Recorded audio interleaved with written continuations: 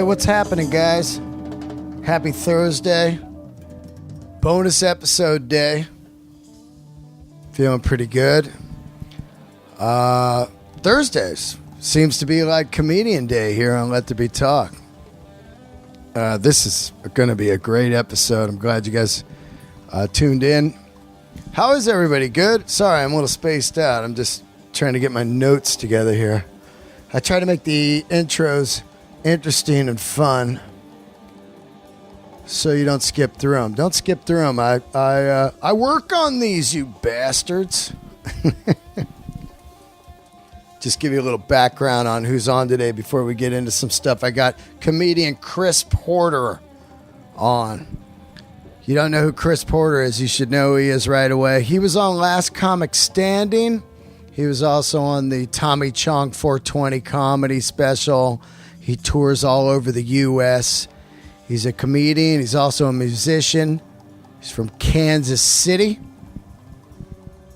And he loves the Black Crowes, which right away, he's a phenomenal comic. But if he was a terrible comic, I would love him because he loves the Black Crowes. That's few and far between. It's like me, Jason Teebs from the Punch Drunk, and Chris Porter.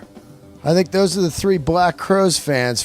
Maybe Sandy Danto floating around the Comedy Store. To say I'm a fan is putting it mildly. It's one of the probably top 10 bands of all time in my life. I've seen them well over 50 times.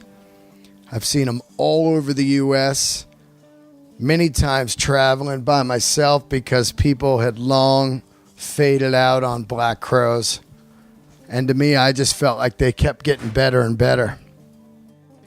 Of course, first record, Shake Your Money Maker, came out 1990.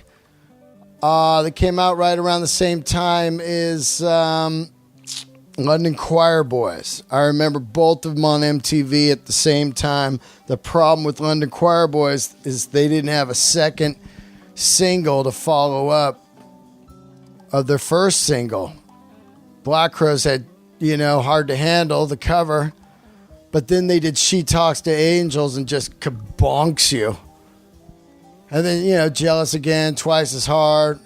Fucking record had mad hits on it. Sister Luck. I love Seeing Things. And, Seeing Things got B3. All of a sudden, B3's in rock and roll, again. You're not seeing B3 in the 80s anywhere. Except for maybe... I don't know. Maybe some Aerosmith tracks or something, but not live, Record was phenomenal. Sold millions. They were great, man. And then they go out with ZZ Top that year and they start ripping ZZ Top. I'm like, this guy's an outlaw. Either that or an idiot. I couldn't figure it out at the time. Chris Robinson, I'm like, fuck. This guy talks some shit. Later on, you realize, fuck, all right, I dig people that speak their mind. As long as they're backing it up with something, they're not just saying dumb shit to be dumb. Chris Robinson, when he says stuff, if you don't agree with it, you don't agree with it, or maybe you do, but at least he talks about what what's on his mind. A lot of people don't do that. I saw Black Crowes at the Stone, San Francisco. They rocked. They looked like, the faces. They had the outfits on. They came. They played the first record. I was into them big time. But not like GNR big time. But then they release a little masterpiece called Southern Harmony, And everything changed for me on that record because that record is just fucking insane. Everything about it, I love it. It's like a Stones record to me, like early 70s, Stones record. The cover looked great. They're wearing bell bottoms. There's Mark Ford in full effect. They're in the mud in a junkyard. Mark Seliger took the cover shot. I remember meeting Mark when I went to Rolling Stone magazine one time with Jacob Dylan. And there was in Mark's office, he had a outtake from the Southern Harmony, which was a different pose, and it just fucking floored me. Because I never really think about the different pictures being taken that day when they're shooting one of your favorite record cover, one of your favorite album covers. And I looked and I was like, wow, that's a different pose. I want that. And I talked to Mark. He's like, yeah, call me. And man, it never worked out. And I never got it, unfortunately. But fuck, it was so cool to see different photos from that session. Of course, that record is just mind-boggling. I saw him at the Warfield on that tour. Where else did I see him? Numerous times on that tour. It's pretty foggy then. Then, of course, Amorica comes out. Could be one of the best records in the last 20 years. A lot of people are like, don't even know what Amorica is. After the second record, they're gone.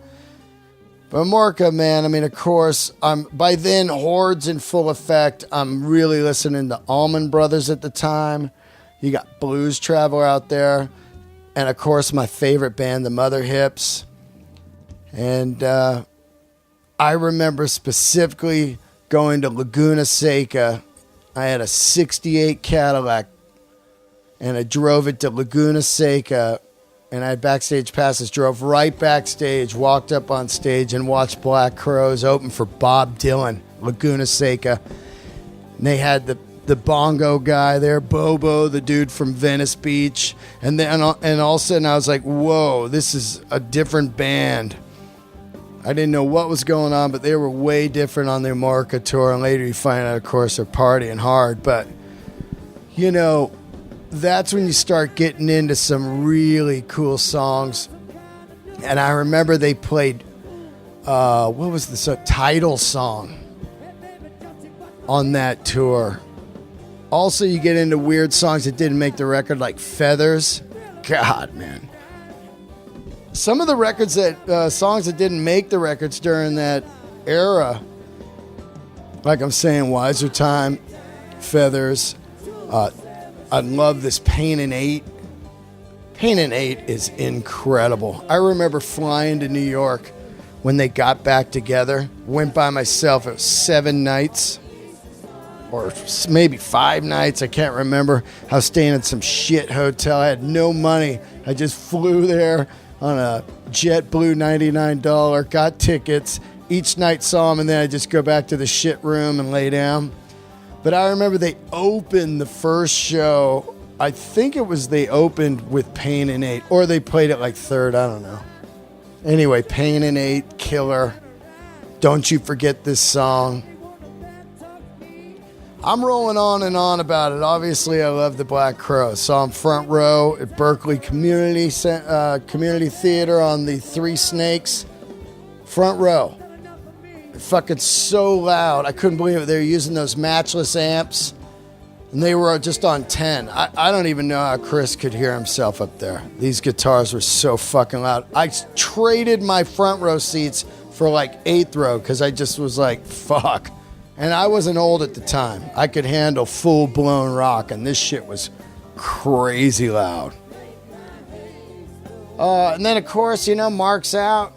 They do record with Oddly Free. Oddly Free, I remember seeing his band Cry Love at the Paradise Lounge. They were like Bad Company. All of a sudden, Oddly Free's in Black Crowes. He's a little bit of a burner. But I did like the record Lions. Some people hate Lions. I know a buddy of mine hates Lions. I love the record Lions because it's so different. I mean, it doesn't sound like any Black Crowes, but I remember Lions. I went to Santa Barbara Bowl and watched Oasis and Black Crowes. It was like the Brotherly Love tour, and this fucking tour was epic. It's so good. And then it just keeps going. I saw him in New Orleans on Voodoo Fest. I've seen him all those Fillmore runs, including the Freak and Roll in the Fog run. Just insane, this band. It's just great. I'm going on and on, but, the reason I'm going on and on is Chris Porter and I, we love Black Crowes. Chris hangs out with the Black Crowes now, and he's friends with Steve Gorham. They talk quite a bit about sports and stuff, and Rich Robinson he's friends with. You know, all of them, whatever. But what I'm saying is, it's cool to... I wish Chris Porter and I were out on the road. We'd just jam at night, and I'd probably get back into weed. And then we'd do comedy, you know, at the shows. And then just chill out. I'm babbling. Yesterday was the 34th year that Bon Scott's been dead. That's fucking heavy. 34 years. I still remember it, man. I was getting a ride to school. They said Angus died. It was on the AM radio, KFRC 610, San Francisco station. Dr. Donald D. Rose was the morning DJ. Some fucking freak. I was getting a ride by some woman named Esther Mahalik. Her brother I hung out with, Chris Mahalik. She's driving us to school. They say Angus Young has passed away. I was like, what? No way. You didn't have any internet or shit. AM radio, and they're like, okay, and they play an AC/DC song. By lunchtime, I had learned that Bon Scott had died. Of course, Highway to Hell was one of the monumental records in my life. And I'd seen AC/DC a few times with Bon, and it had just fucking fucked me up. I was fiercely bummed. To this day, I still can't believe it. But I have Bon Scott tattooed on my side. So he's still alive on me right there. I love you, Bon Scott. And at the end of this episode, you can hear me doing an AC/DC song. Every year in the 80s and late 90s, I used to do a tribute to Bon Scott. Anyway, check out that song at the end. The players on it are Josh Z, incredible guitar player. Lives out in Austin now, played in a band called Mother Truckers. Early band he was in called Protein. They were signed on Interscope, I believe. And then on the rhythm guitar is Billy Rowe from Jet Boy. An amazing Malcolm Young. Bass player I don't know on this one because he was Billy's friend and we only did this incarnation once, so I don't really remember. But Ronnie Crawford on drums, who was the drummer in my band, who played with Lisa Loeb, but is probably one of the best drummers I've ever seen in my life. So check that out at the end of this episode, me doing a little tribute to Bon Scott. Thanks for tuning in and have a great weekend. If you're living in LA, Saturday night, I'll be doing a live Let There Be Talk over at Bob Romanis' place, Bob's Espresso in the Valley. Come by and see us over there. Bob's Espresso, 8 p.m. this Saturday, February 20th. A live episode of Let There Be Talk. I'm going to have Jay Davis on and maybe a surprise guest. So come see us over there this Saturday. Live episode. It's free to get in. And it's 5251 Lancashire Boulevard, North Hollywood. Phone number is 818-980-5096. Call them. Get yourself a spot there, drink some coffee, and watch us do some Let There Be Talk at Bob's Espresso. That's this Saturday, February 22nd.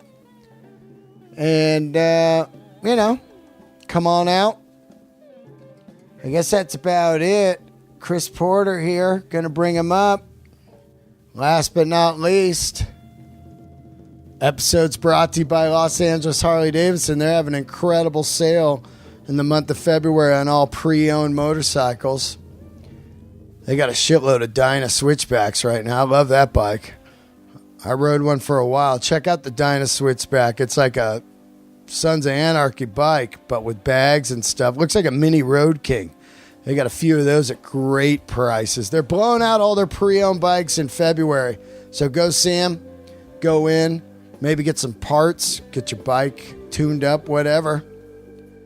They got some baggers on sale. All pre-owned baggers. Pre-owned. They got some great street glides pre-owned. And of course, you know, they got new bikes, but I'm just saying in February, they are rocking it right now with their pre-owned sale. You're not going to beat it. Maybe you wouldn't need a beginner bike. Get a Sportster. They got some great used Sportsters in there. They're in Fullerton, California, 2635 West Orangethorpe Avenue, Fullerton, California. Los Angeles Harley Davidson of Anaheim.com. Follow them on Twitter. Los Angeles. What is it on Twitter? Hold on, I'll tell you right now. Sorry. Let me see. Sorry. It's LA Harley Anaheim. Tell them I sent you, Dean Del Rey. Love it, LA Harley. Okay, sorry guys.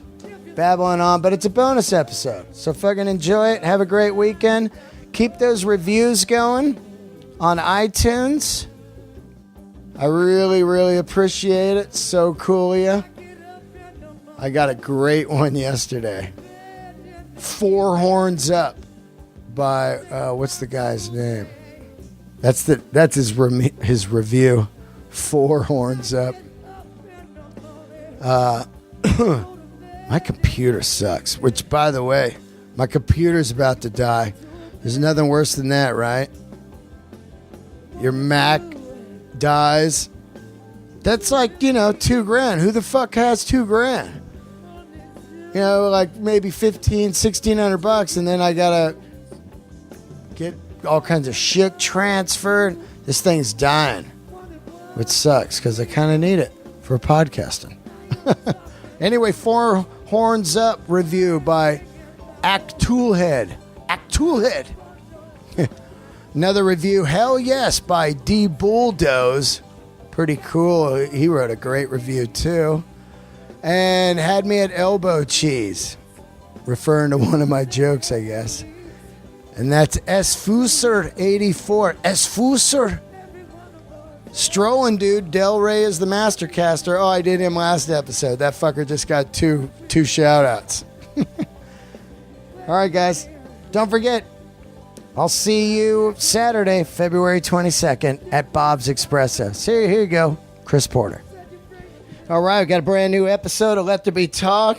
This one is live from La Jolla Comedy Store in the green room. And my guest is Mr. Chris Porter. Hello, hello. Comedian Chris Porter. You might have seen him on Last Comic Standing. Yes. The Tommy Chong comedy thing, right? Yes. What was that called? Tommy Chong Comedy at 420. There you go. And then also you got an hour special coming out on Showtime pretty soon. We don't know if it's coming out on Showtime, but we know it's coming out somewhere. There you go. There you go. Chris Porter right here. We're down in La Jolla at the Comedy Store, which we just finished a set just now. Yep. And what a great crowd. That was a good Saturday night early show. A lot better. I got some sleep, so I have some energy. Yeah. And, no, that was a good show. Bachelorette party that behaved itself, which is a I couldn't rarity. believe it, right? Yeah. They come in about 20 deep. I'm like, oh, no. Every time I see that, right, it's just like, oh, shit. Because bachelorette parties, for those of you who don't know, are poison for comedy shows. Yeah. And why does a bachelorette party want to go to a comedy show? Yeah, I don't understand that at all. Because you're always going to get the couple girls in there that are going, why are we here? Yeah, or I want to talk to my friends, so I'm going to. Yeah. Even though there's a performance happening. Out loud, and they don't give a fuck. And then they're very entitled about it. Yeah, and then when you say something, they go, well, she's getting married. Yeah, well, I don't give a fuck. I don't give a fuck. You know what I mean? Great to have you on the show finally. Thanks, man. I've been wanting to talk to you for about a year. Because you and I have a serious bonding on a little band called the Black Crowes. One of the greatest bands of our time. Yeah, one funny thing I always find when I talk to them, I'll go, yeah, I'm going to New York to see the Black Crowes. And they'll be like, whatever happened to them? Yeah, they kept making music.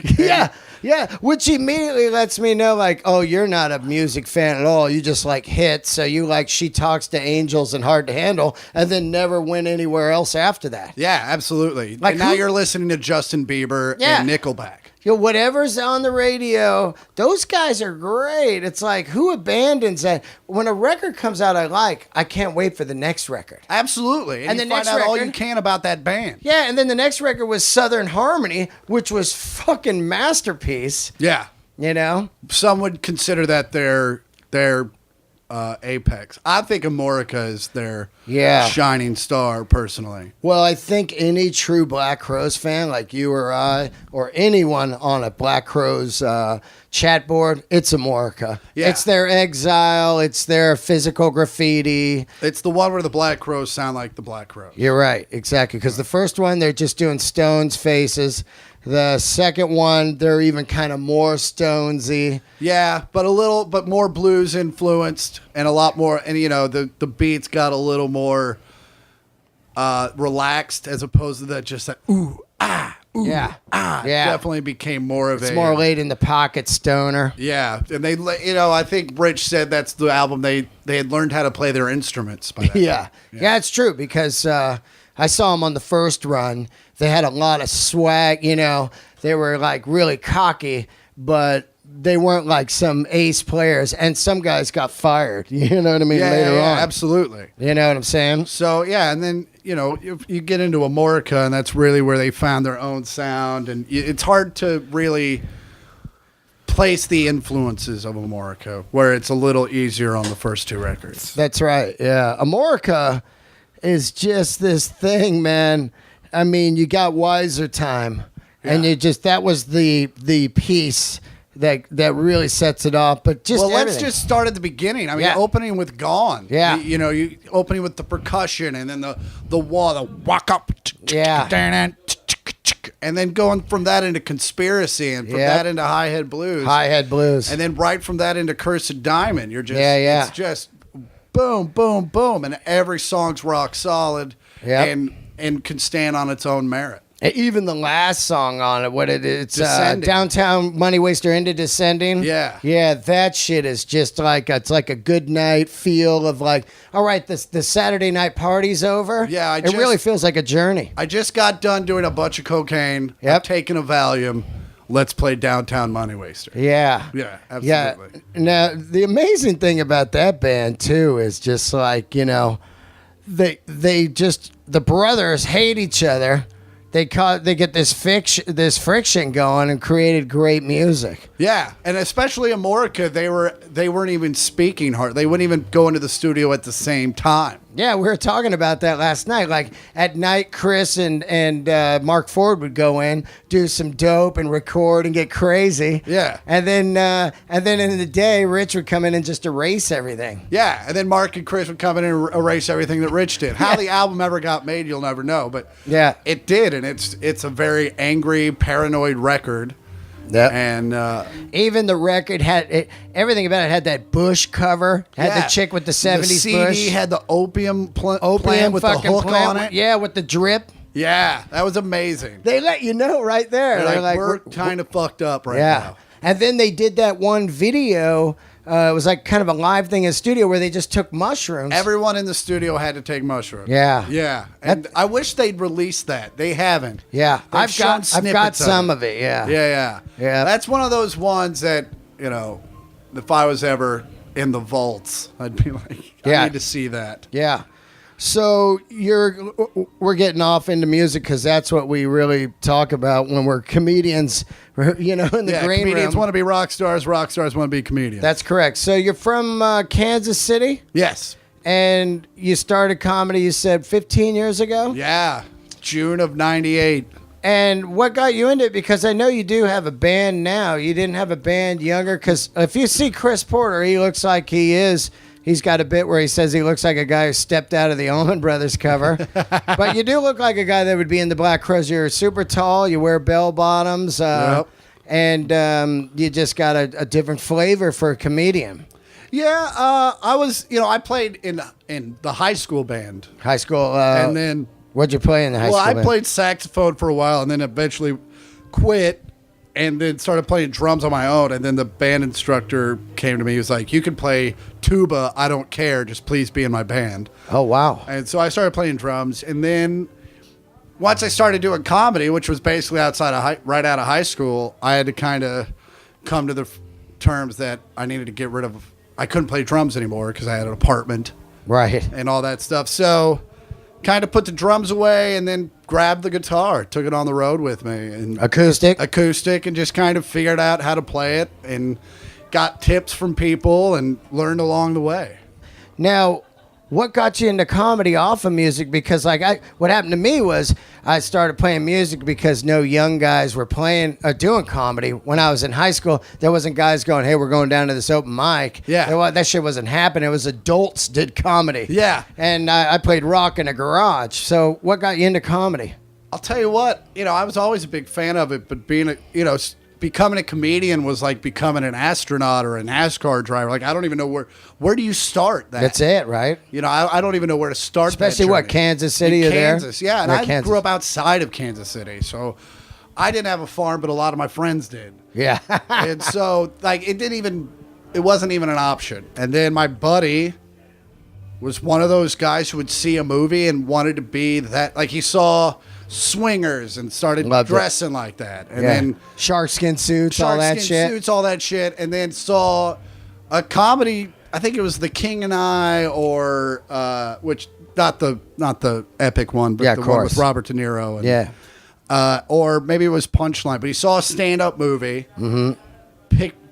This was back when he still used the Yellow Pages. Oh yeah, pulled out the Yellow Pages, look up Comedy Club. Found Stanford & Sons, called him up and said, I want to be a stand-up comic. How do I do it? That was your buddy? That was my buddy. And they told him, and I went down there, a week later, watched him perform. Just to go with him to support? Yeah, it was a big group of us. I sat front row center. Yeah. I could not have been any more there. And I watched the open mic. It was like 20 comics, and I was like, I'm funnier than at least half of these people. Yeah. Meanwhile, my buddy's like, you got to do this, you got to do this. And so a month later, I got up the balls, and I went up there and did it. And, it's like crack. You just start going, I got to keep doing this. And, right. And how old were you then? 19. 19. I was a professional comic before I wasn't a virgin anymore. Oh, wow. I had Nick Youssef on the show, and he was... also like a virgin until he was like 22. Yeah. Now, how does that go down in Kansas? Because it seems like there's a lot of kind of farm keg parties and shit. People are fucking getting drunk. And they are. But I didn't drink a lot in high school, and so I didn't really go to a lot of those parties. And were you a nerd or not popular, or you were into music, or why weren't you? I was all of those things. I was popular yet not popular. Everyone knew me and loved me. I played football. I played in the band. Like, I could go into any of the groups and kind of hang. Yeah, right. Except for like the stoner loser kids who fucking hated everybody. Right. But like the athletes, I was cool with. The band people, I was cool with. Right. So, but yet at the same time, no one wanted to fuck me. Yeah. You know what I'm saying? Yeah. Like, what position did you play on football? Split end. See, if you were like quarterback, you would have got some pussy. Yeah, absolutely. Split end is like, what is that even a position? Chicks don't know that, right? I have split ends. Yeah. They're like, I'll split in. What? Yeah. So I don't even know where that position is. It's an old school term for wide receiver. Oh, there you go. But a wide receiver is off the line of scrimmage, and a split end has to be on the line of scrimmage. They still have that position? Because I never hear it. Well, yeah, but they're still called. Now they're all just called wide receivers. And, right. You never hear like Ronnie Lott split in. Yeah. No, you might. If my grandpa ever did color for a game, you might hear split in. But we played old school football. We ran the option. Until we couldn't run the option anymore. And then our coaches were kind of like, I don't know we were terrible. Yeah, you were terrible. Well, I mean, not that we had the best talent, but our coaches were very set in their ways. And they're like, the option has worked forever. And you're like, yeah, but everyone sees it coming a mile away. So. I had this coach. His name was Mr. Frazier. And I saw a picture of him recently. I was going through some old photos. And the fucking guy had like skin tight shorts on. Yeah. And he had like full blown, like just David Lee Roth camel toe going. Yeah. And I looked at it as an adult and I was like, that's fucking gross. Like the guy's balls were in our face. But that was the norm. That was the norm. My guy had him too. Yeah, isn't that crazy? I mean, you're a coach out there. And he actually looked good like a fucking G.I. Joe. Yeah. Perfect trim beard and hair with huge ass thighs. Yeah. Yeah, hell yeah. That's amazing, right? You know they were fucking some girls. I mean, you know. I hope so. Mean, you know. So you were a jock? What? I mean, you were a jock or you were a musician? Yeah, I mean, I've always been a sports guy. Yeah, you love sports. Yeah, like, you know, even now I play football or I play softball and basketball, and I would play football if there was a flag football. No, man, if I could, I would go buy all the gear. I'd play full contact if that was a thing. Right. Yeah, you play softball with me on the Comedy Store team. Yeah. And that's a fucking fun as shit, right? It is. We're not the best, but I think we've had more fun than anyone else. Yeah, we're absolutely horrible. Yeah. There was one year, the first year, we were pretty good. We were great. We had good players, but we were playing Mondays, and now we're playing Wednesdays. Well, what I think is guys that are really good, they shift down and they get into our shitty league just to make themselves feel good or something. I don't know. And then they just eat us alive. Yeah, well, especially in in the league we're in now. Yeah. Anyway. All right, so you start doing comedy, and at 19? At 19, yeah. And I was going to junior college. I would wake up at 6 a.m., go to JUCO till 11. Yep. Then go work at the mall till 6. Where'd you work at the mall? I was security. Security. It was the cakest gig. We worked at the richest mall in town. Yep. We drove BMW X5s for our security vehicles. Wow. And the mall, you know, they have security mainly for the customer's well-being. Yep. But they don't want us to do a whole lot. You got a gun? No, we didn't have guns. Just cuffs? Just cuffs. And I mean, I hardly did. You know what I did? I sat in the parking lot and wrote jokes. Yeah. And every once in a while drove around. And it was a What great kind of gig for me. material were you doing when you first started out? Oh, I'm a dork. I'm a loser. Yeah. You know. I'm a security cop. Girls. I would never talk about that just because it's hard enough to get their respect as a 20-year-old. And then the worst was like you open for some huge comic at the Comedy Store or at the comedy club, and then the next day go to work and someone would see it and they'd be like, "What happened?" Yeah. What do you mean what happened? You saw me 8 hours ago. I woke up and came to work. Yeah. They're like, "Whoa, man, it went bad for him." Yeah. All of a sudden, he got a job as a security. 6 hours just went so horribly. It was funny. I did comedy in Montana, and they had some local openers. One of them was a real sheriff, and this is how he opened his set. He said, "I recognize a lot of you losers out there because I've given you DUIs." And I was like, "Oh, fuck." Yeah, that's a way to endear yourself And to an people audience. are just like, they finally get to boo the cop. You know, like, you're not a cop right now. So they're like, "Boo, fuck you, pig." I mean, they were laying into him. I go, "This is rough." Especially in Montana where DUIs don't happen a whole lot. Fuck no, that's big sky country. They have no speed limit in a lot of spots. Yeah. So he's out to get you just to be a dick. Yeah.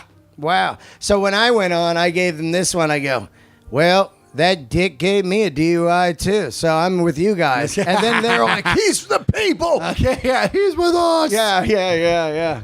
So you're a security guard at a mall? Security guard at a mall, and then the guy that ran the security team was such a big comedy fan. Like, he let me, if I got a gig, I could call and cancel an entire week of work. Wow. I'd be like, "Hey man, I gotta go to Tulsa this week." "Cool, man." Yeah. You know what's amazing about that is I've had a bunch of guys on the show, and I got to give props to these guys out there. Some of them had cool bosses, same as you're telling me, and I've had those bosses where they get it. They go, "You know what? This guy is just he's on a different path. When I get him, I get him. Yeah. And I like him, but I want to see him see his dream." And that's fucking great, right? So yeah, it was Mark Blackwell. If by chance if he's listening, he helped me out a lot. He just, you know, "Hey man, my gig fell through. Can I get some work this week?" "Absolutely, 30 hours, done." Great. And so yeah, I was real fortunate. And then one of my first gigs on the road, I met a guy by the name of Gary Mankey, and he started booking me, and you know, so I got real lucky real early, and then you know, about 7 years into it, I left Gary. He just wasn't doing it anymore, and moved to LA and I got real lucky then. I moved to LA, and 6 months later I was on Last Comic Standing. That's fucking amazing. How many years in? 7? Yeah, about 7.5 at that point. So I had Felipe Esparza on, and he won Lost Comic. You got third I place. got third. Were you the year he was on? No, I was Who was on the year you were? Josh Blue, Ty Barnett, Gabriel Iglesias. You got you. So we were 2 years before Felipe. And who won?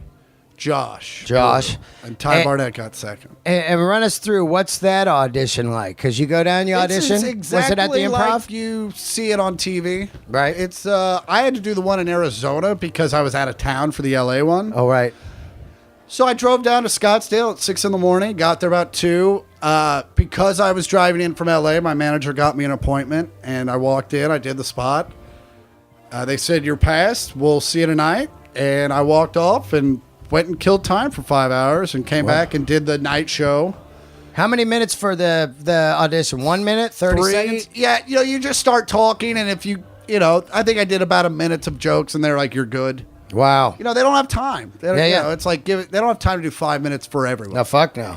Now, what kind of stuff were you doing? Because it seems like it's geared around one-liners when you're fucking doing something short like that. A lot of it's edited. I mean, well, when you're doing 3 minutes, you have to take. It has to be one-liners, especially when you're doing those showcases. So, I was doing really stripped-down versions of jokes and just getting to the big punches and just really trying to get that out there. So, then I think the second set was 7 minutes or something. Right. And they showed like 2 or 3 minutes of it. And where was that at? Like Tempe Improv or Tempe something? Improv. Right. May it rest in peace. Was Last Comic Standing good for you? It was amazing. Right.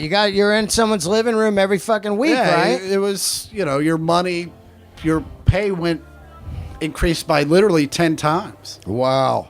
Like on tour? On tour, yeah. You start doing what do you start doing after that? Improvs? Yeah, well, it solidified me as a headline. I was doing a lot of feature work at the time. And Who were you featuring for? Whoever. Yeah. Just whoever. It was a lot of Tommy Davidson and Earthquake. Just any comics that didn't bring their own features. Right, which is not a lot anymore. Earthquake got me started. Yeah, Earthquake's one of the greatest dudes on the planet. Isn't he great, Yeah. man? He's just so real. He's like, "Come down, I'll put you on," and you show up. He's not like, "Oh." Yeah, He's like, "Go on." Go on, yeah. I can walk because he does the urban shows at the Comedy Store. That's right. And I'll walk back there, and everyone's like, "Who the fuck's this dude?" And Earthquake's like, "My boy Porter." Yeah. And everyone in the room's like, "Oh, okay, well then he's fine." Yeah. Earthquake's one of the greatest people on the He's planet. great, man. So you do the Last Comic Standing, and then you're out on the road. Now, how many years ago was that? That was 06, so coming up on 7 years, 8 years now. And then Damn. a couple years later, I did my half hour for Comedy Central. And in that same year of Last Comic, I did Live at Gotham for Comedy Central. And then, just been on the road. Haven't had a lot since the half hour. And now I've got this new hour coming out, hopefully, somewhere. That's going to be great. A lot of people, of course, a lot of people have comedy podcasts or whatever. That's not really why I wanted to have you on. I like to talk to people that are into good music. Oh yeah, and I think it's a cool thing because do you find if people are into good music, they're pretty much a good you're going to be able to hang out with them. They're in all kinds of good shit. Absolutely. The people that have cultured themselves in some fashion, or at least pursued music in some fashion, usually are a little more real. It's easy to listen to the radio and like whatever's force-fed to you. Yeah. Do you listen to the radio? No, I haven't listened to the radio in years. Now, growing up in Kansas, how were you getting turned on by music at school or buddies or? No, it was, we were listening to the radio. But radio then was different. Like, radio was a little less corporate back then. Yeah, it was nice, right? And you could hear a lot of different music, and they had Rockline, and they had all those shows you could listen to. That was great, right? Yeah. And what was it? Steve Hobart, Rockline, or whatever his name. He was so serious, right? And you could listen to all your favorite artists, or even people you didn't like. You could listen to, So radio then was, there was no Clear Channel or any of that, and it seemed a little more pioneering. And so, you got to hear the Crows, or when Nirvana came out, everyone just lost their minds. Hell yeah. A whole different. I remember being at a party at 14 and they played Come As You Are. Or no, they played Smell Like Teen Spirit. Yeah. And I was like, play it again. Yeah. What is this? Yeah. And I was always one of those guys that was over by the stereo with a couple other dudes, maybe a couple bumps of coke. You're like, listen to that. G chord was totally out of tune. Yeah. It's great, right? You know what I mean? And then the other guys would be in the kitchen talking some other dumb shit. well, my parents would leave me alone with my they'd have me babysit my sister, and they just leave me alone with these boxes of records. Oh, they were into music? Your dad was way into music. That's cool. Yeah, Like, what kind of shit was he listening to? All the old school stuff, Temptations, I fucking love them, right? Motown, and I remember his buddy had this great record collection, and for about a year we had it for whatever reason, and just playing all these different 45s and 33s, just having a blast. And Annie and I would dance, my sister and I would dance around and have a blast. And I came from a very musical family. My uncle played guitar for his whole life. My aunt married another lifetime musician. So as long as I remember, I've been going to rock shows and gigs and stuff, and it's just been... Yeah, there's those families like that, right? Like I grew up in a family that, Carole King was played every Sunday. Yeah. You know what I mean? That was the Sunday Bible right there, man. You come to our house on Christmas Eve, there's gonna be a sing-along at some point. Now, you got vinyl now? You going vinyl? I got huge vinyls. Yeah, I just started buying vinyl again. My goal is to buy the top 100 records that I love. Yeah. I don't want too many, and I don't want too less. You start getting stupid. You're like, oh, this one. I had that one song, and then you've got this fucking army of vinyl. Yeah. But I think the 100 favorite records, man, I put one on a day. Yeah. And it really takes that ADD listening out. You put it on, you sit on the couch, and you listen to the record. You have to. You have to. Or you have to get up. Or yeah. No, I'm the same way. I like to listen to a good record with breakfast. I like to go record shopping. I love when people turn me on, like you turned me on to that Rival Sons. Yeah, so good. Like finding new music for me is great. Yeah, isn't it cool? It's just because it's really far and few between now. Absolutely. So when someone goes, "Hey, check out this Rival Sons," and you put it on, you go, "Oh fuck, thank you, friend." Yeah. You know what I mean? Now, granted, a lot of times people go, "Try this," and you're like, "Yeah, that's what it is." Yep. A lot of times I say, I know where that's coming from, and then I just listen to where the original thing. Absolutely. Yeah. I like with, I don't like when music gets mislabeled. Like, I think people need to realize that Mumford & Sons and Fun and all, it's not folk music. It's just soft. It's very acoustic, rocky. But folk music has a story, and they're telling stories. And that feels a little bit like Costumes to me. You know, I think since the band... I've grown up my entire life. Every 5 years, there's a new band that dresses like the band. Yeah. They get the suits on. There's 5 singers. Yep. And then they close with the cover of The Weight. Well, random Navarro. You go, all right, you fucking guys. Yeah. Come on. Now, there was some guys a couple years ago. My neighbors lived next door to me. Robinson signed them. Yeah, and Truth and Salvage That's Company. right. Yeah. Now, those guys were the first time I saw a band and went, oh, legit. These guys were living in this shit house on Gower, and they played 24/7. They smoked weed, and they wrote songs. Yeah. And that was the first time I actually went, these guys get it. But there's never going to be another band. No. The band, that's the reason why they're called the band. That's right. Because they're the ones. So much magic on that. What are some of your favorites? Is it classic rock only? Oh, yeah. No, it's, my buddy George Sluppick turned me on to Mose Allison recently, which is more of like a jazz kind of thing. And I like that stuff, but yeah, it's definitely rock and roll. Like I love, It's so great, right? Yeah, but you're gonna see. I don't get real hard with my rock. I think the Crows and Zeppelin are. You're not gonna find no Metallica. No Metallica. Wow. There will be an AC/DC record. There's not one yet. Wow. But yeah. Wow. That makes me crazy to hear that coming from Kansas. Yeah. Because that's got to be a Kansas soundtrack. It took me a long time to get into AC. Like, just I kind of wrote them off. Like, no, I just kind of put them in the... I made the mistake of lumping them in with Kiss. Oh, yeah. But then you start listening to those tracks, and they're just a killer band. Can't believe it. Yeah, they're just, every song's like, I want to go do something. Yeah. Right now. It gets you fucking moving, right? Yeah. And so I've just recently honed my respect for AC/DC. Oh, that's good news, man, because you're talking to a guy who has Bon Scott tattooed on his side. You know what I mean? Like, holy shit, dude. Yeah, there you go, dude. That's the fucking... How long did that take? That took 16 hours.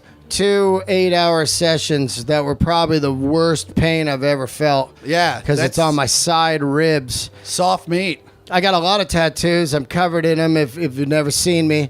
But I remember when he started that one, I go, yeah, I'm going to get Bon Scott. And he started up, and I go, oh, that's kind of a soft area. Switch spots. And he goes, oh, no, the whole area is going to be like that. I was like, what? And he goes, yeah, this section sucks. And I was only 10 minutes in of the 16 hours. Oh. So there was times where I was like a little hallucinating from the pain, like, wow. Oh, that's brutal. And I'm not a fucking, look at, I'm covered in. Yeah, no, It's fucking it wasn't crazy. your first time to the rodeo. No, and as a matter of fact, the plan was to get Angus on the other side, and it's been about 4 years now. I think the older you get, too, you're like, I'll just tell people where he was going to be. Yeah, you got it. Yeah, I saw you tonight, man. You got great tattoo jokes, some funny shit. Thank You never you. got tattoos, huh? No, I never, and not to say I won't ever, because I might. For a long time, I just didn't have anything that I wanted on my body for life. What would you get?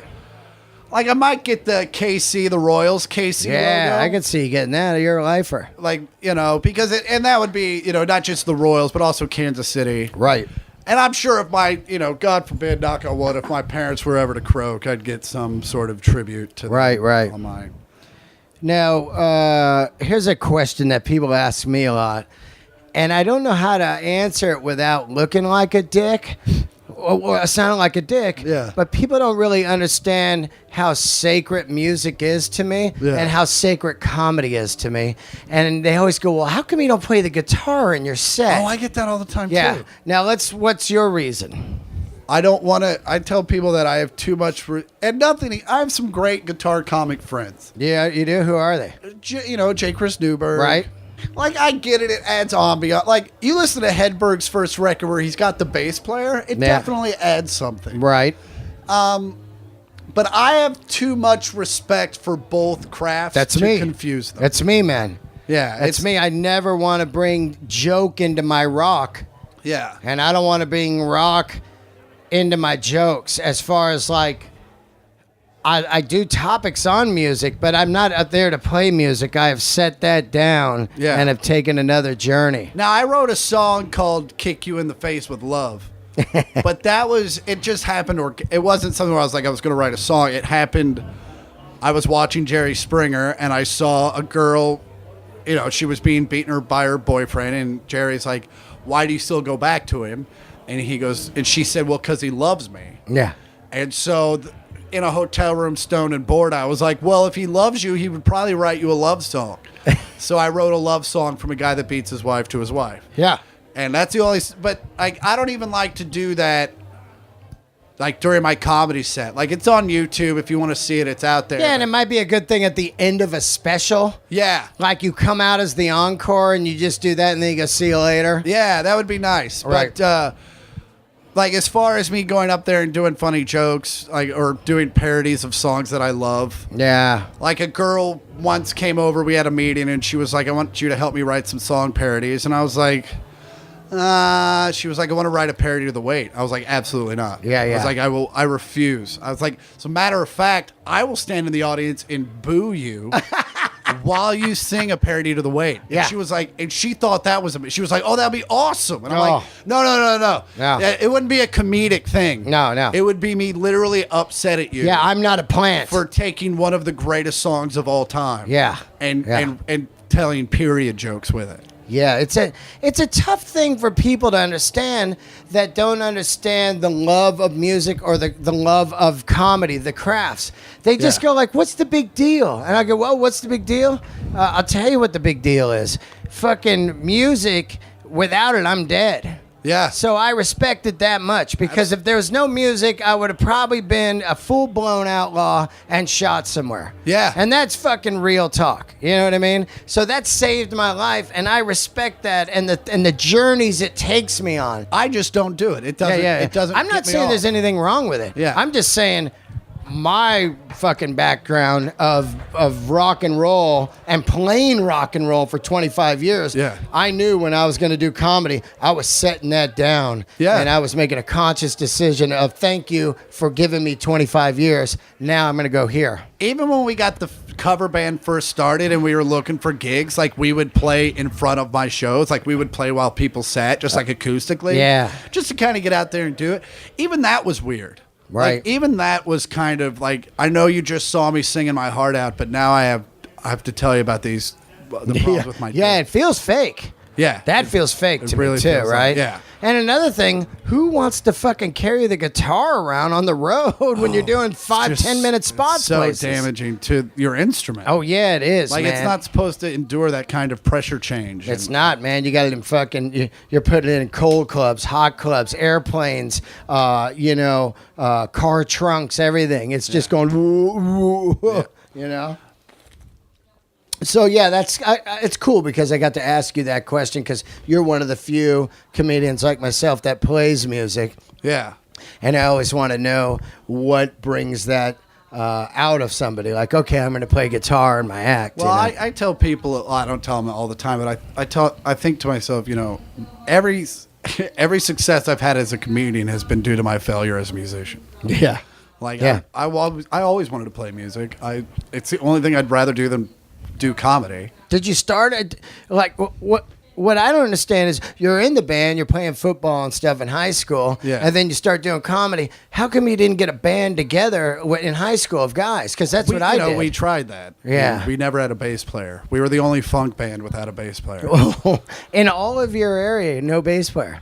Not one that was into the music that we were trying to, Right. And really, it was a terrible fusion because, like, I was way into Parliament.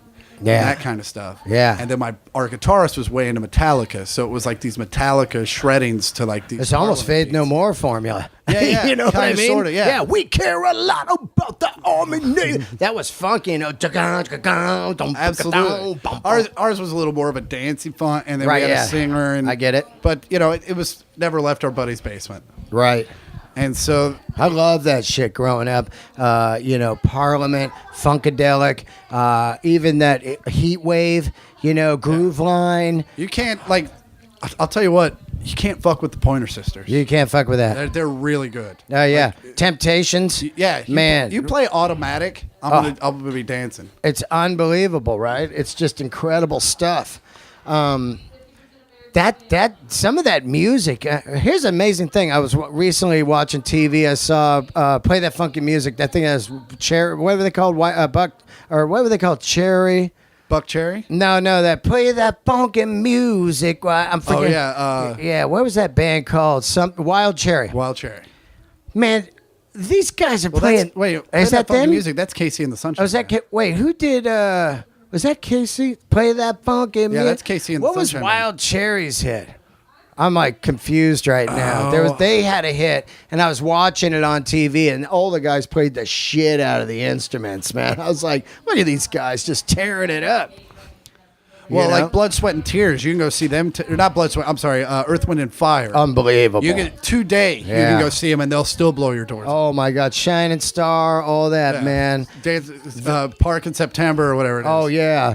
And do you remember when I was all? I love that guy. Fucking that record, the one with the orange cover. I forget what it's called, but it has all the great ones on Yeah. it. I mean, that's the thing about like, I don't know where you grew up in Kansas. Was it all white? Yeah, we had the black kid at our high school. You had the black kids. See, Yeah. I grew up with black kids, Hispanics, white, everything. Yeah. So I had this just amazing turned on to music. You Yeah. know what I mean? Like one kid would be like, check this out. It was whatever their dad was listening to. Yeah, no, I was the kid that was listening to all the weird shit. Yeah, how did you get hooked my up on like Parliament? Well, my uncle, my dad, you know, Right. just playing it for me. You know, I got to the Black Crowes because of my love of Otis Redding. Right, there you go. And they, you know, my dad's like, there's this band they cover Hard to Handle, and they played it. And I was like, that's a fucking terrible version of that song. Because you were like an Otis. I'm an Otis diehard, but I love the rest of the album. Right. I loved every other track, and it was obviously guys that were coming from a place that I had come from. Yeah, pretty organic, right? And you know, guys that had listened to the same music that I had, at least. Well, yeah, you got to think about it. It's like, what is it, 89?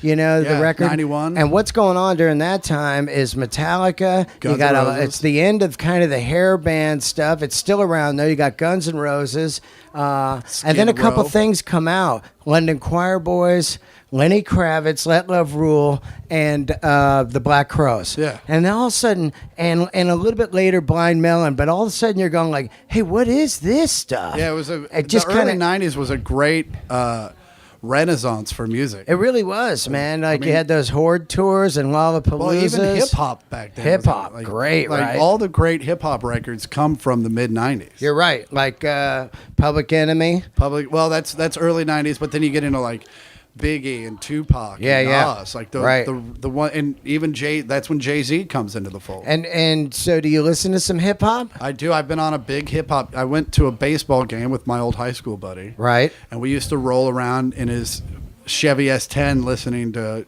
Tupac's All Eyes on Me. Oh, that's a great I've record. been playing that nonstop for the last 2 weeks. It's funny, right? Because if you're into Parliament, of course, the next step is going to be hip hop. Absolutely. You know, because you've got it's so many hip hop undertones on that record. Well, on they their records. sample so many That's right. Parliament things. Yeah, they just took all Parliament and then just made their own thing. So you recognize the beats, Yeah. you're in, and then all of a sudden you like the street knowledge lyrics, and you go, "Fuck this, I'm in." Well, yeah, and that's when they were actual lyrics. It wasn't just a bunch of dudes telling girls what I they got wanted some to do. to them. bitches and rims, Yeah. and I got 24s, and I'm bottle service. No, I liked hip hop when everyone had problems. Yeah, right. Tell me about your problems. Tell me about your problems and give me the map of your neighborhood. I always say, you know, if it has the map of your neighborhood, it's going to be good. You know, Yeah. I'm down on 57th and Shattuck. I go, oh, I know that street. That's fucking terrible down there. Oaktown in the house. You know, I remember looking for apartments when I first moved to LA, and you're driving around, and after day one, the rule was if you've heard of the street on a Tupac record, do not go there. That's Because I ended up in South Central one night, like, oh, I don't want this apartment. Yeah, yeah. You're like, hey, it's pretty cheap over here. What neighborhood is this? They go, South Central. You go, oh, no, that's the one that, like, Snoop Dogg shot a dude on, right? Murder was the case that they gave me. Then you're like, Yeah. I'm out. Yeah, like, no, this is Tupac's old apartment. You're Yeah, like, yeah. oh, well, okay. That's cool, man. You into hip-hop? How old are you? 34. 34, So I'm yeah. into old, like, again, like, I don't like a lot of new hip, like, all the new hip-hop is garbage. Isn't it? It's It's all- weird. I don't need to know how much money you made. People think I sound like an old dude or whatever. Hey, man, I'm old, but I like good shit. Yeah. Fuck yeah, I listen to Fight the Power. Yeah. Public Enemy, that shit is real and stuff. They're I got- saying something. First of all, I can't stand clubs, so I don't want to hear songs about clubs. We be at the club next. It's like, as soon as they go like, we was popping bottles, I go, that sounds like a terrible night. They were probably playing music way too loud. Yeah. There was some chicks in there that had no money, Yeah. and dudes were buying them drinks, and no one was getting laid. And there was a except line for out Johnny the Depp. door. Yeah, there's a line out the door of just like guys going, buddy, let me in. I'm in mafia. Fuck. So that's hard to relate to, you know? So yeah, it seems lately I've been reverting and my music's been getting older and older. Yeah, yeah. I've really started getting, I mean, other than the 2 weeks spent in All Eyes on Me, but before that I was Mose Allison, Van Morrison, Astral Weeks, Neil Young, Harvest. Oh, Harvest. That's a masterpiece, It's right? just a great. and Could be one of the best records ever made. My favorite Neil Young is On the Beach. Yeah. I talk about it a lot because it was a record that I never owned because it wasn't on CD. He refused to put it out on CD. And then one day I was at Jacob Dylan's house. He got a turntable. This is about 7 years ago. And we sat in his studio. The lights were low. And he goes, check this out. He puts on the beach. And it comes on. And look, I got goosebumps right now. Every time I think about that moment, I think about this is the greatest record I've heard in years. I had that experience. There was a gentleman I was turned on to named Paul Pina. Paul Peanut? Yeah. I don't know. Peanut, I don't know it. He wrote Jet Airliner. I love that. Sweet old Jet Airliner. If you hear his version, it's another reason to hate Steve Miller. Oh, yeah. His version's way cooler and way funkier and obvious from a guy who's worked the road way too much. Yeah. Well, this record, New Train, was supposed to come out with Jet Airliner. Well, Steve Miller got it, decided he was going to cover Jet Airliner, and so they didn't release the album for 30 years. Wow. So then he gets turned on. There's a whole documentary called Genghis Blues about how Steve Miller basically pays his bills for the rest of his life. His wife gets sick, so he quits music to go do that. Take care of her. Wow. But he's getting royalty checks. Finds this Korean tuvan singing, throat singing, and learns how to do it and becomes a big deal in Korea. Wow. Doing this tuvan throat singing? Yeah, they can sing actual chords with their throat. Oh, kind of like somebody that would play what's that, didgeridoo? Yeah, where they can do like circular breathing and stuff. Absolutely. Yeah, that's some fucking cool shit, right? Anyway, this record came out they finally released it in 2005. And it's called Paul Pina New Train.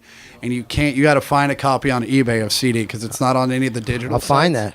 Actually, I have a copy. You can burn it. Yeah. But it's one of the best albums I've ever heard. You ever get into this guy? And I like to play this game. I've turned friends on to shit. Everybody has a band they love and nobody knows. You ever get into Frankie Miller? No. Yeah, you're going to want to get into that. Frankie Miller is basically a guy from the 60s. And I just talked about this last week with somebody else. But that's the guy that Rod Stewart and all those kind of guys stole. Bad Company, Paul Rogers. Yeah. And basically, Chris Robinson. Yeah. There's none of these guys without Frankie Miller. Oh, okay. And he looks like Bon Scott, and he was this incredible, just white blues singer. Yeah. And, he's like, God knows so better, God. Same, there's no... Like a Steve Marriott-esque. Steve Marriott worshipped him, if you read about it. Oh, okay. Steve Marriott worshipped him. So did fucking Joe Cocker. Okay. This guy, and he's still alive. I didn't even know. I guess he just fucking spun out or whatever. But the record you're going to check out is High Life. But other than that, there's like 4 records. The guy's fucking phenomenal. Have you heard of Roy Buchanan? Oh, yeah, Roy Buchanan. Hell yeah. He's great. There's a ton of guys out there, which is fun because people look for new music. And I'm like, there's still so much old music I don't even know about. Yeah. And I'll hear the new music will be forced down my throat. Yeah. Regardless. Like I like the first Journey record I just got on vinyl. Yeah. This is the one where they're psychedelic. It's basically the Santana band. Greg Rowley and Neil Sean, they were in Santana. Yeah. They play fucking Woodstock and shit. Then they start their own band and they're like full psychedelic, man. It's cool. Oh, really? It's a green cover and they're floating on it. I just got it. You put it on, you go, this is Is Perry on it? No. Perry doesn't come into the third record. Oh, okay. Infinity. All right. So these records before Greg Rowley sings, and he's just fucking a lot of B3. It's a lot of psychedelic.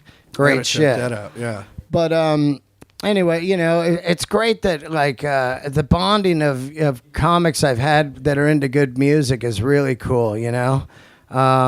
What kind of comedians were you into that got you really up and running? Because I kind of jumped you on that. Yeah. Your buddy takes you to do the open mic, and now you're up. But who were you checking out? We were just fans of it. We just watched Comedy Central. I think Nick DiPaolo's Lounge Lizards is the first stand-up special that I remember we would all quote. Right. I mean, other than the Eddie Murphy Raw, Delirious, and all that. Yeah, of course. Everybody was on that shit. But Nick DiPaolo, that Lounge Lizard special was the first one that I remember me and my buddy John just quoting to each other nonstop. Right. But it was just, I just like to be funny. I never really was trying to be anybody. Right. Other than, Chris Robinson. No, that's the joke on the stage. Yeah. Oh, you wanted to be Chris Robinson? Well, I mean, yeah, growing up I did. Yeah, of course, Sure. right? I mean, yeah. We got Mike Vinn just came in. Mike Vinn, if you hear shit going on during the podcast, we're in the green room. Yeah. There's a show going People on right have been now. walking in and out. Yeah, I'm going to be on in fucking about 8 minutes. But Mike Vinn is a comedian who works here at the La Jolla Comedy Store. How long you been here, Mike? I've been working here about 6.5 years. Started doing the open mic here about 8 years ago. And how long you been doing comedy? 8 years. And we're talking music right now. Like, you look like you'd be a hip hop guy. I actually listen to pretty much everything. Yeah. So like I grew up. I used to play guitar when I was like 8. Like I was in guitar lessons, and I used to love Guns N' Roses and stuff like that. Like Appetite for Destruction was my first album. Oh yeah. What about you, Chris? Were you crazy on Appetite? I loved Guns N' Roses. Yeah, I remember Appetite was cool. Yeah, there you go. Appetite was cool. To me, it's like top 5 record ever put out. Yeah, no, like GNR was like, I always loved them from a distance. The only albums of theirs I ever owned were both the Use Your Illusions. Wow. And which are great records. Wow. But yeah, it was just, at that age, I didn't have a lot of money just to keep buying CDs. Like, right, so I the hear CDs I bought had to, Yeah. and that back then they were $16. Yeah, remember that? Yeah. And that's when $16 was a lot of money. That's when $16 was $16. Yeah, not like now where it's like you can spend $16 at Subway. I mean, $16 is what people at Hot Topic make now. So it's like, that's to let you know what it is. It's So nothing. yeah, it had to be a big album for me to Right. buy it, and that was also during the age where CD singles came out, so you could go buy the one track. Right. And again, the radio was so great back then, you didn't really need it because you could hear most of the record. You're right. So and again, like I was always into older music. So Yeah. even when I was listening to the Black Crowes when they were the shit, then everyone was. I was still going home and listening to, Yeah. Motown Zeppelin. or the band or whatever, because my dad wasn't. I rode around a lot with my dad, and Right. my dad, you listen to his music, and That's it, yeah. right? That's my station. Don't touch it. And my dad, thank God, loved great music, Right. but he wasn't listening to Guns N' Roses. Where'd you grow up, Mike? I grew up in Chicago. You grew up in Chicago, and then Yeah. what brought you to San Diego? Out of high school, I joined the Marine Corps, and then I Wow. ended up getting stationed in Pendleton. And so it was either between Los Angeles or San Diego when I was getting out, because I hate cold weather. Yeah. California does not have cold weather. Yeah. And so I ended up choosing San Diego. And then you just started working here at the La Jolla Comedy Store? There was some trials and tribulations in life, and then I eventually sat down. I was like, well, what am I going to do? There's only 2 things I ever wanted to do. One was military, the other one was do stand-up, and then so I just started doing the open mic here. The reason I just wanted to kind of sneak in on this one is just because I think the La Jolla Comedy Store is one of the greatest clubs in the United States. I think you guys can agree with that. And I want it to get its glory that it deserves. Of course, it's people love it and everything. But what I'm saying is I like to mention it like nonstop because you come down here and you really feel the people that work here are great, the crowds are great, and then the room is great. How it's set up, man. It's just this classic fucking comedy room, you know. It's the Comedy Store's been down here. It started in PB in '76, and Right. then came over here like a year later. I think it went down to Prospect for like a year or two, then came back to this Yeah, from what I location. heard, what the crowds down there were just too radical. And they Yeah. were just like, we gotta get out of here because if you've been to PB, the Comedy Store famous condo is in PB, and it's just drunk city. Just people wasted. So imagine that as your crowd every night. You're just like, fuck these guys. Yeah. So it came over here. San Diego's a transplant city. So you get people from all across the nation that end up living out here. So you get a wide diversity of people that want to come out. And when they come out, they want to have a good time. They want to have fun. So they're already here pretty much ready to laugh. And as long as you're not an idiot on stage, you're going to do well. Right. You know? It is kind of known as an easy room. So it feels good to come down when you're getting beat up at the Hollywood Comedy Store, working on new stuff. You come down and then you can really go, okay, I want to do the new stuff and not get beat up, because you need both. You need to get beat up to know the material's not good, but you also need that good room for confidence to go, I have to do it to hear what it sounds like coming out, right? Exactly. That's why I ventured to Los Angeles. So you're one of the smart ones, because you come up there and you work in both rounds. Now, if you're just in here and then you think, wow, I'm really killing it, and you go somewhere, you could get beat up. You end up getting like bubblegummy poppy type jokes if you just stick around down here. That's what I've noticed. Right. Like every now and again, I'll end up in New York for a couple weeks, and every show I get on, it's heavy hitters and writer for SNL this and been on that. Like same thing when I go up to Los Angeles. Everybody's been on everything. So It's hanging with smashers. the big boys. Yeah, it's sink or swim. Yeah. How long you been doing comedy? 8 years. 8 years. And who's your favorite? Of all time, or just like it switches off, you Right. know, because I mean, like I work at a comedy club, so a lot of times I'll see same bits and I just like different pieces of different comics. Right. That's good, man. Where can they find you out there in the world? You got a Twitter? You got a website? Mike Vin 312 at Twitter, and then I'm also on Facebook. But good luck, I'm barely ever on Facebook. Just hit me up on Twitter. Yeah. I'd like to have you on longer next time. No, you got a job to do. Yeah, I'm going on in 3 minutes. But Chris Porter, man, I've had a great weekend with you here. This is our Had a last blast, show. brother. I love you, brother. You're Love you too, rock and roll. Where can anybody find you? Twitter, I am Chris Porter. Facebook, I have a fan page. And then ChrisPorterIsFunny.com. Thanks for being on, representing Kansas City.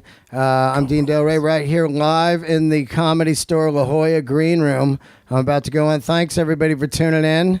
And Chris Porter, Mike Vin, right there. Thanks, guys. Oh, thank you. Thank you. Yeah! It's good to be back. There's a song called Rip Raff, and it goes like this.